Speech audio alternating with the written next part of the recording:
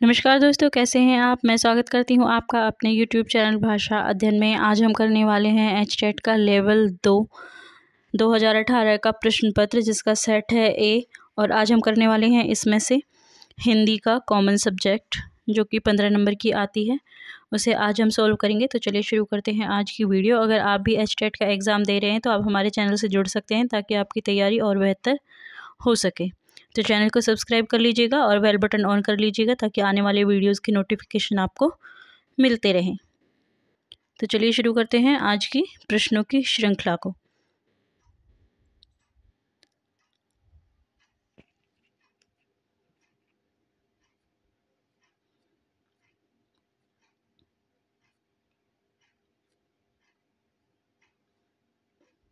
हाँ जी, तो ये है पार्ट सेकंड, जो कि कॉमन सब्जेक्ट जो होता है उसमें आता है, कॉमन पार्ट में आता है। सेकंड पार्ट का फर्स्ट जो होता है 15 नंबर हिंदी के होते हैं और 15 इंग्लिश के होते हैं। आज हम हिंदी वाले 15 नंबर को करने वाले हैं। इसके बाद मैं इसका जो है 60 मार्क्स वाला भी सोल्व करके डाल दूंगी, ठीक है। तो चलिए देखते हैं क्वेश्चन नंबर 31 का है, वयोवृद्ध शब्द में कौन सी संधि है। ए सरसंधि, 2 वर्णागम संधि, 3 विसर्ग संधि, 4 व्यंजन संधि। जैसा कि आपको पता है, संधि जो है 3 प्रकार की होती है, स्वर, व्यंजन और विसर्ग, ठीक है। तो हमें पता है कि वयोवृद्ध शब्द में कौन सी संधि है, ठीक है। तो इसमें जो है व्यय धन वृद्ध, तो इसमें विसर्ग संधि हो जाएगी। ऑप्शन सी 3 जो है वो हमारा बिल्कुल सही हो जाएगा, ठीक है। क्वेश्चन नंबर 32 देखिए, वार्तनिक दृष्टि से अशुद्ध विकल्प चुनिए। 1 विद्वता, 2 गीतांजलि, 3 पक्षीगण, 4 स्वामी भक्त। देखिए, वार्तनिक दृष्टि से हमें अशुद्ध चुनना है, शुद्ध नहीं चुनना है, ठीक है। तो 32 का ऑप्शन पहला ही जो है वो बिल्कुल सही हो जाएगा। विद्वता जो है वो बिल्कुल गलत लिखा हुआ है, ठीक है। पहला ऑप्शन है जो वो हमारा बिल्कुल सही हो जाएगा। अशुद्ध वाक्य कौन सा है, विद्वता।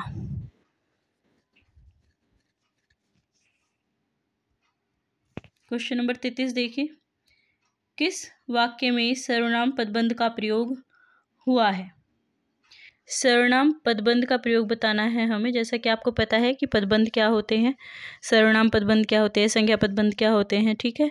तो हमें सर्वनाम पदबंध बताना है और हमारे विकल्प हैं, 1 मेरे रिश्तेदार में से कोई समय पर नहीं पहुंचा, दूसरा है रिश्तों में स्वार्थ देखने वाले युवा सानिध्य की ऊष्मा पहचाने, तीसरा राम ने लंका के अत्याचारी राक्षस राज रावण को मार डाला, और चौथा है 5वीं मंजिल से गिरा, मरेगा नहीं तो क्या जिंदा रहेगा।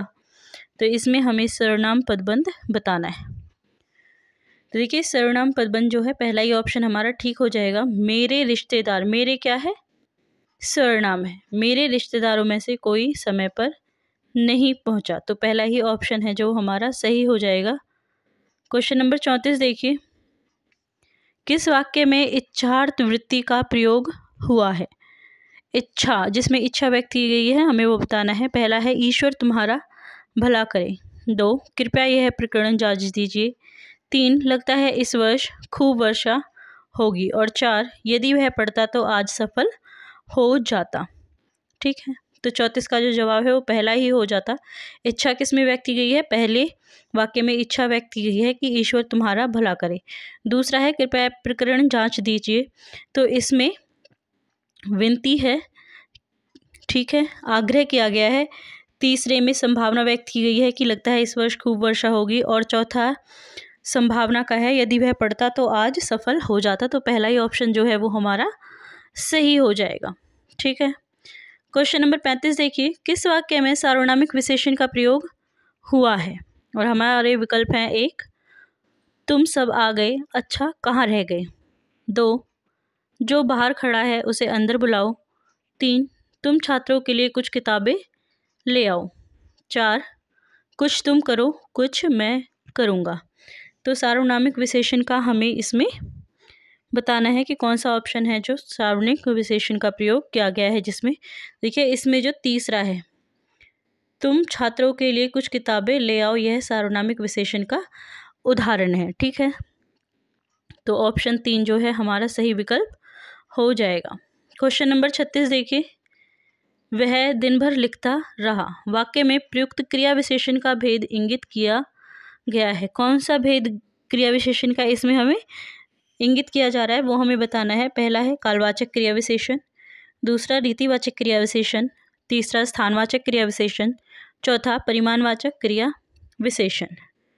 तो देखिए जो 36 का ऑप्शन होगा वो पहला ही सही हो जाएगा। यह कालवाचक क्रिया विशेषण का उदाहरण है, वह दिन भर लिखता रहा। ठीक है, वह दिन भर लिखता रहा, पहला ही ऑप्शन जो है वो हमारा सही हो जाएगा। क्वेश्चन नंबर 37 देखिए, असंगत कथन छांटिए। 1. नापाक इरादे से की जाने वाली मंत्रणा दित्सा कहलाती है। 2. दोपहर से पहले का समय पूर्वाह्न। 3. जिसे देखकर रोंगटे खड़े हो जाए लोमहर्षक। 4. बालुका युक्त या तटभूमि सिकता। तो इसमें हमें असंगत कथन छांटना है। तो नापाक इरादे से की जाने वाली जो मंत्रणा होती है वो दित्सा नहीं होती, तो पहला ही ऑप्शन जो है वो हमारा सही हो जाएगा। ठीक है, आगे चलते हैं। Question number 38। क्वेश्चन नंबर 38 देखिए, अशुद्ध वाक्य चुनिए। आपसे मिलकर मुझे आनंद का आभास हुआ। 2. मेरठ में कई दर्शनीय स्थल हैं। 3. यह छात्रवृत्ति केवल छात्राओं के लिए है। 4. मैं अपना मत स्पष्ट करना चाहता हूँ। तो इसमें हमें अशुद्ध वाक्य ढूंढना है। आपसे मिलकर मुझे आनंद का आभास हुआ। आपसे मिलकर मुझे आनंद का आभास हुआ, तो पहला ही ऑप्शन जो है वो हमारा सही विकल्प हो जाएगा। अशुद्ध वाक्य यही है, क्योंकि आपसे मिलकर मुझे आनंद का आभास हुआ, यह गलत है। ठीक है, मेरठ में कई दर्शनीय स्थल हैं। ठीक है, यह छात्रवृत्ति केवल छात्राओं के लिए है, बिल्कुल उचित है। मैं अपना मत स्पष्ट करना चाहता हूँ, यह भी शुद्ध वाक्य है, लेकिन पहला जो वाक्य है वह अशुद्ध है, तो हमारा जवाब पहला ऑप्शन हो जाएगा। ठीक है, क्वेश्चन नंबर 39 देखिए, किस विकल्प में तत्पुरुष समास नहीं है। A. वाक चातुर्य। 2. तीर्थाटन। 3. अरण्य रोदन। 4. मीन केतु। तो आपको बताना है इस विकल्प में तत्पुरुष समास नहीं है। तो देखिए मीन केतु में जो है तत्पुरुष समास नहीं आता, तो चौथा ऑप्शन जो है वो हमारा बिल्कुल सही हो जाता है। क्वेश्चन नंबर 40 देखिए, निम्न में से किस विकल्प में गरुड़ का प्राय नहीं है। और हमारे विकल्प हैं A. अहिभोजी। 2. वैंत्य। 3. हेरंब। 4.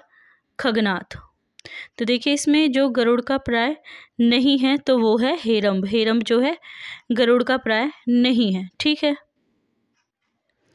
क्वेश्चन नंबर 41 देखिए, अशुद्ध संधि वाला विकल्प चुनिए। 1. मद धन उन्मत्त मदोन्मत्त। 2. विद्वत धनमुख विद्वन्मुख। 3. तत् धन उपरांत तदोपरांत। 4. षट धन आयतन षडायतन। तो हमें इसमें सही विकल्प चुनना है कि कौन सा इसमें जो है अशुद्ध संधि का विकल्प है।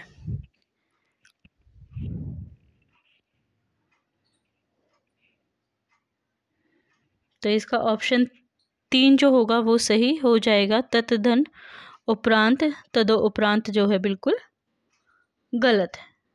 ठीक है, चलिए आगे चलते हैं। Question number 42।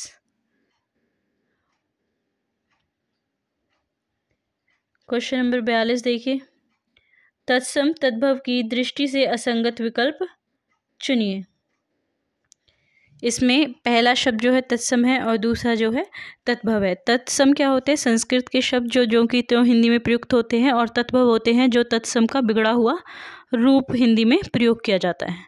ठीक है, तो विकल्प देख लेते हैं। A. वार्तांक यानी कि बैंगन। 2. लोमशा लोमड़ी। 3.